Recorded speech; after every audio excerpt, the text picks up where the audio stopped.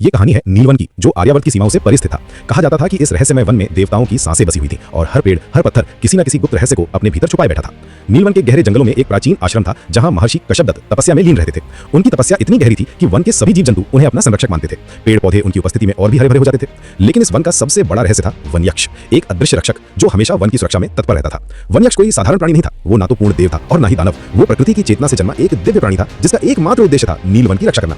जब भी कोई लालची राजा या शिकारी वन को नुकसान पहुंचाने की सोचता, वनयक्ष उनके मन को भ्रमित कर देता था। वो रास्ता भटक जाते और वापस लौट जाने पर मजबूर हो जाते थे। एक दिन मगध का राजा अभिराज अपनी विशाल सेना के साथ नीलवन की ओर चला।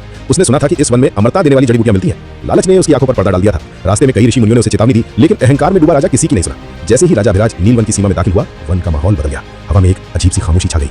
पेड़ों की पत्तियां बिना हवा के हिलने लगी। अचानक आकाश से एक गर्जना भरी आवाज गूंजी, हे मानव, लोभ तुम्हें अंधा कर चुका है, वापस लौट जाओ। लेकिन राजा अभिराज का अहंकार और भी बढ़ गया। उसने ऊंची आवाज में कहा, मैं इस भूमि का राजा हूं, मुझे कोई नहीं रोक सकता। उसने अपनी तलवार निकाली और आगे बढ़ने का इशारा किया। तभी राजा के सामने एक दिव्य आकृति प्रकट हुई। यह था वनयक्ष, प्रकृति का पुत्र। उसकी आंखों में क्रोध नहीं बल्कि करुणा थी। वनयक्ष ने शांत स्वर में कहा, राजा, यदि तुम अमर हो भी जाओ तो क्या धरती अमर रहेगी? क्या ये वन जीवित रहेंगी? जब सब कुछ नष्ट हो जाएगा तो तुम्हारी अमरता का क्या अर्थ होगा? ये प्रश्न राजा के दिल में तीर की तरह चुभ गया। पहली बार उसे अपनी गलती का एहसास हुआ।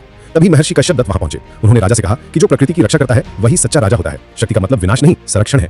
राजा अभिराज का अहंकार टूट गया। उसने वनयक्ष के सामने घुटने टेक दिए और क्षमा मांगी। उसने प्रतिज्ञा की कि वो जीवन भर वनों और ऋषियों की रक्षा करेगा।